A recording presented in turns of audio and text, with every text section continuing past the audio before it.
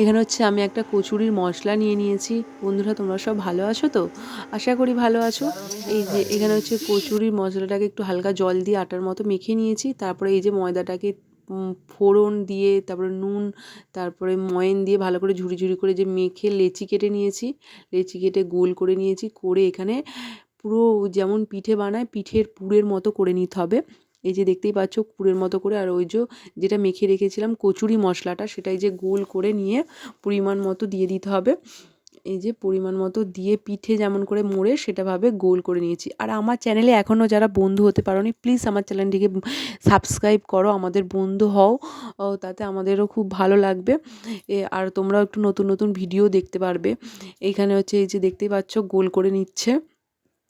করে এবার ওটাকে হচ্ছে বেলা হয়েছে। বেলে এইখানে দেখুন তেলেতে ছাড়া হয়েছে, দেখুন কত সুন্দর হয়েছে। দারুণ হয়েছিল কচুরিটা, খেতেও খুব সুন্দর হয়েছিল, ফুলেও ছিল। বাই বাই বন্ধুরা।